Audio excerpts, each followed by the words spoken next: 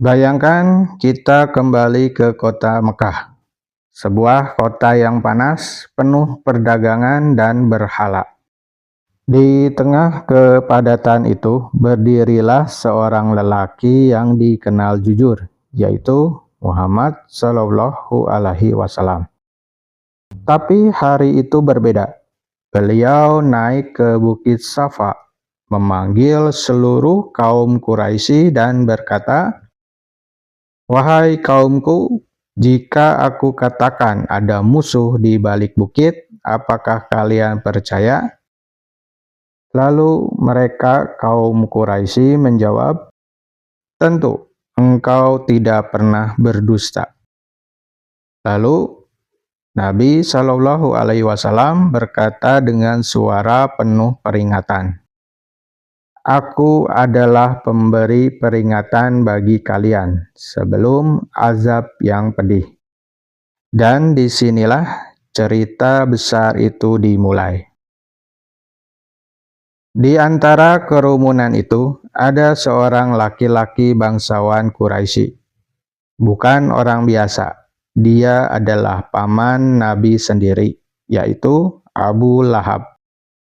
Tapi bukannya membela, malah dia berdiri dan berkata, "Celaka engkau, hanya untuk ini kau kumpulkan kami?"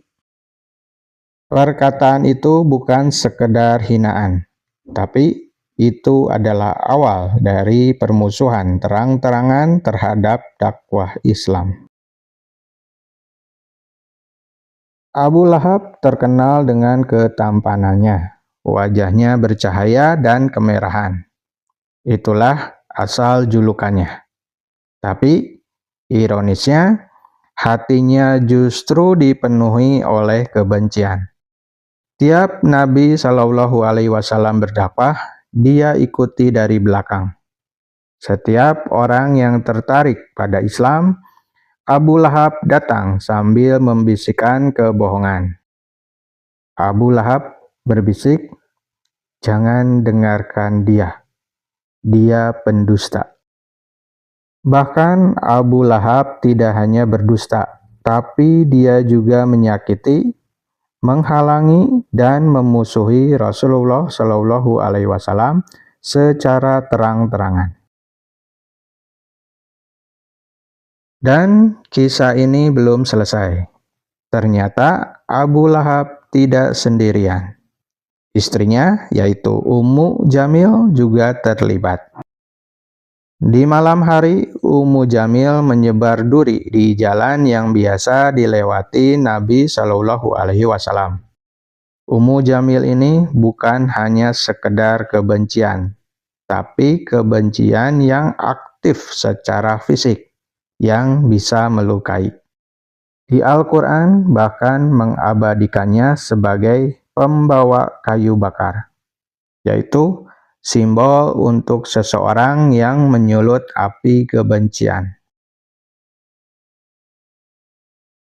Lalu Allah menurunkan sebuah surat. Suratnya pendek, hanya 5 ayat, tapi mengguncang sejarah, yaitu Surat Al-Lahab atau Al-Masad. Surat ini bukan hanya teguran, tapi keputusan bahwa Abu Lahab dengan semua kekayaannya, statusnya, dan kekuasaannya tidak akan selamat. Karena dalam Islam, kebenaran tidak diukur dari status, tapi dari iman. Abu Lahab itu orang kaya, orang yang berpengaruh dan dihormati. Tapi Allah menegaskan bahwa semua itu tidak berguna.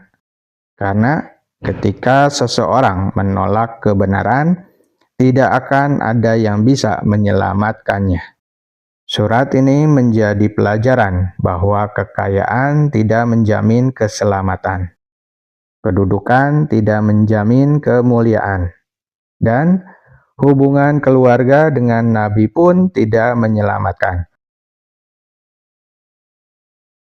Waktu berlalu, permusuhan Abu Lahab tidak pernah berhenti. Hingga akhirnya ia meninggal dalam keadaan yang memalukan. Tubuhnya terkena penyakit menjijikan. Bahkan keluarganya sendiri tidak mau mendekat dan mengurus jenazahnya.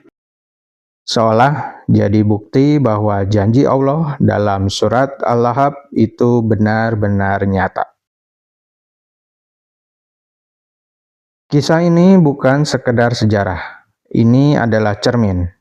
Surat Al-Lahab mengajarkan kita bahwa kebenaran tidak butuh banyak pengikut. Penolakan terhadap kebenaran akan membawa kehancuran. Iman lebih berharga daripada harta dan status, dan kebencian terhadap kebaikan akan kembali kepada pelakunya. Jadi, kalau kita baca surat Al-Lahab, jangan hanya lihat kisah Abu Lahabnya, tapi tanyakan pada diri kita, apakah kita mendukung kebenaran atau justru menghalanginya? Karena dalam sejarah Islam, nama Abu Lahab tidak diingat karena kekayaannya, tapi karena pilihannya. Wallahu a'lam bishawab. Barakallahu fiik.